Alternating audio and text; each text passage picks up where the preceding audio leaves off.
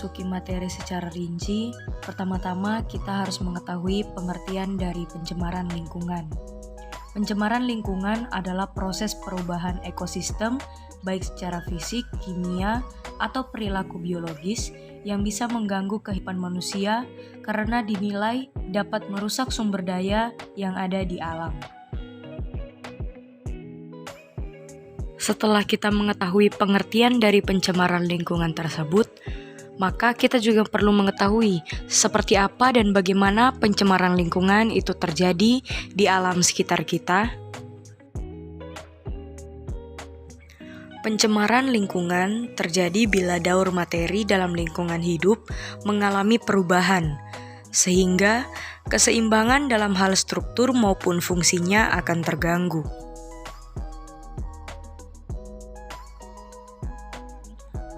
Setelah terjadinya pencemaran lingkungan tersebut, maka timbullah dampak dari pencemaran lingkungan itu sendiri yang mengakibatkan beberapa dampak, di antaranya pencemaran lingkungan memiliki dampak terhadap kesehatan, yaitu gangguan saluran pernapasan, penyakit jantung, kanker, berbagai organ tubuh, gangguan reproduksi, dan hipertensi atau tekanan darah tinggi.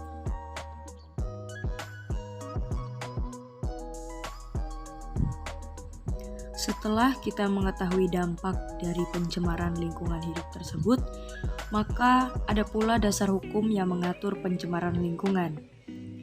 Terdapat dalam pasal 1 ayat 14 Undang-Undang Nomor 32 Tahun 2009 tentang Perlindungan dan Pengelolaan Lingkungan Hidup, menyebutkan pencemaran lingkungan hidup adalah masuk atau dimasukkannya makhluk hidup oleh kegiatan manusia sehingga melampaui baku mutu lingkungan hidup yang telah ditetapkan.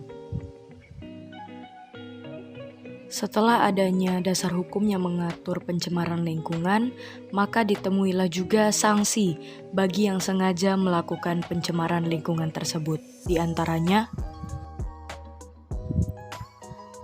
terdapat pada pasal 374, ditulis, setiap orang yang karena kealpaannya melakukan perbuatan yang mengakibatkan pencemaran atau perusakan lingkungan hidup, dipidana dengan pidana penjara paling lama 3 tahun.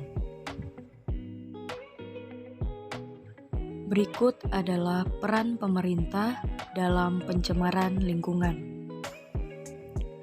Pemerintah sebagai regulator dan sebagai penegak hukum adalah bertanggung jawab terhadap pencemaran lingkungan hidup yang seyogianya berdasarkan pada aturan yang berlaku. Hubungan manusia dengan lingkungan alamnya, yaitu adalah hal yang tercantum dalam aturan atau norma. Selanjutnya adalah proses penyelesaian sengketa dalam lingkungan melalui pengadilan.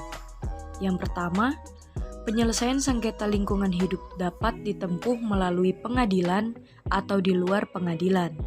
Yang kedua, pilihan penyelesaian sengketa lingkungan hidup dilakukan secara sukarela oleh para pihak yang bersengketa. Setelah hal tersebut, ditemuilah faktor yang menjadi kendala dalam penanganan tindak pidana lingkungan. Adapun kendala dan hambatan yang ditemui dalam penegakan hukum lingkungan berasal dari faktor hukumnya sendiri, faktor penegak hukum, faktor sarana fasilitas masyarakat, dan hambatan yang bersifat alamiah seperti gunung meletus, banjir, dan tanah longsor.